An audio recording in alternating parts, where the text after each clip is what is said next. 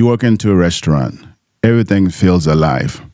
The clanging glasses, the smell of garlic and flame, the music, the laughter. Hospitality feels like joy, it feels like a connection. But beneath all that, beneath the kitchen line, beneath the bar, under the polished surface, is a different reality. Today, on the Hospitality Harbor, we are talking about something few people want to face: the suicide in the hospitality industry. This isn't just a workplace issue, it's a human issue. And if we change anything, we have to start talking. Behind the smile, setting the scenes. It's Saturday night, full house, and the kitchen, the heat is unbearable. The chef is 10 hours deep into a double shift. They haven't eaten. Their feet are on fire. They are on their third Red Bull, holding back tears. In the dining room, your server smiles, laughs, and jokes, but rent's overdue. Tips are light. They are dodging manager who's been making inappropriate comments for weeks.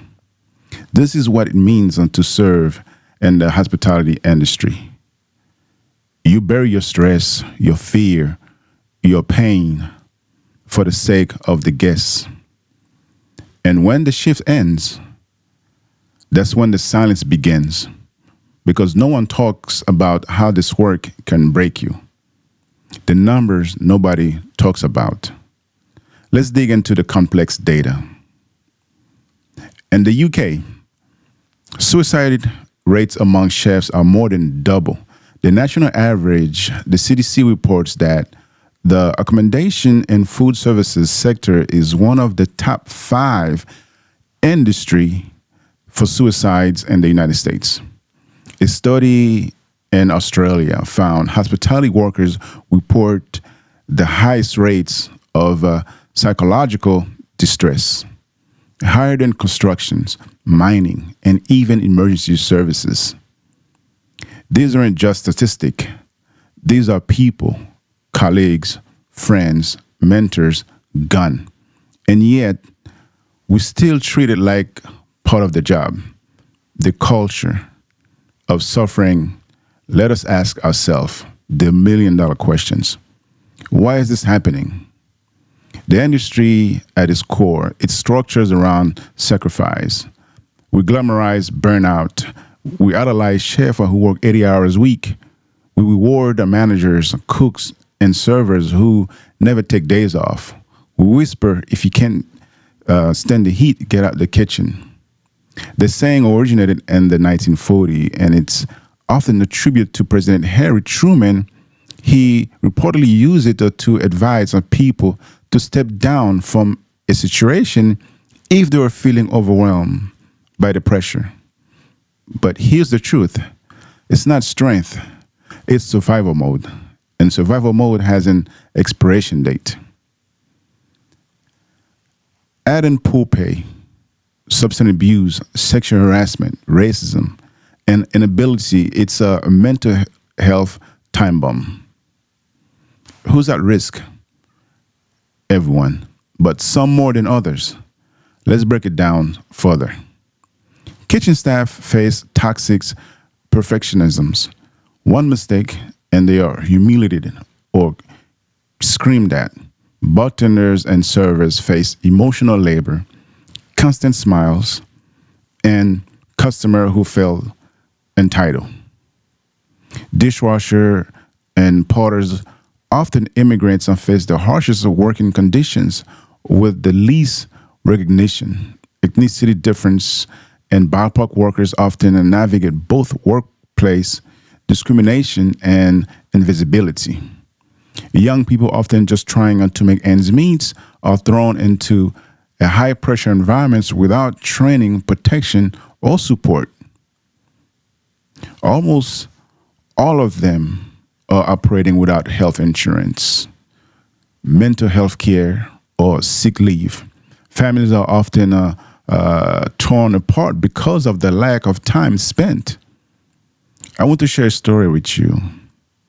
I know a sous chef in the industry. Everyone knew him as sharp, fast, and reliable. And he was the guy who covered your shift, the guy who never said no. But of the line, he was unraveling. He'd go days without sleeping. He drank every night. He started using substance abuse to keep up with the service and the family issues that compounded the situation. He was also a private person who liked to keep things to himself. One night, after a brutal double shift, he went home and attempted suicide after his wife caught him hanging himself in the basement, but by the grace of God, he survived. A few months passed, he reached out to me, and I asked him, what pushed him over the edge? And then he replied, he think because of the pressure, he didn't know he had to ask permission for help, long hours, not having enough to support the family of 3. Not to mention on the lack of support, he thought he was weak for being tired.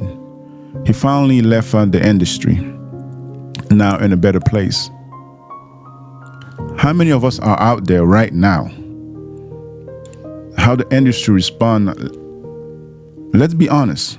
Most employers are still failing us. That's the God truth. Sure, some have brought in wellness apps or motivational posters. A few forward-thinking places offer mental health days or HR sessions. But for the most part, the expectation is still suffer quietly or leave. What about actual system? Living wages, paid time off, healthcare benefits, safe reporting channels for abuse. Until we change the structure, the culture won't shift. Doing it right, but it's not all bad. Some groups are fighting back.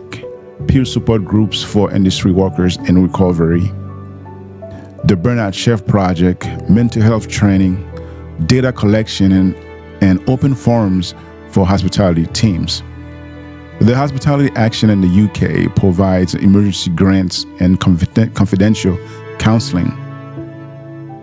A few restaurants and bars lead by an example, implementing 4 days work weeks, tips pooling, and mental health coverage for their staff's benefits. Change is possible, but it needs to be louder, bolder, more widespread.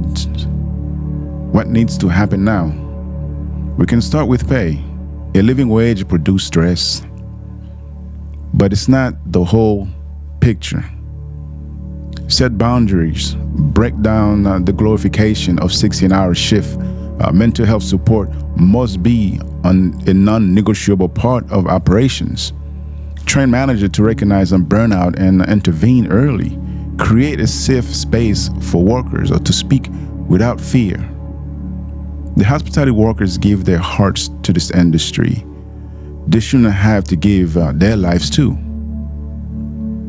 To our listener, if you're listening to this podcast and struggling, please know you're not weak, you're not broken, you're not alone.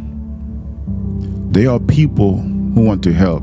There are groups who understand, and there are ways to stay alive, even when it feels impossible.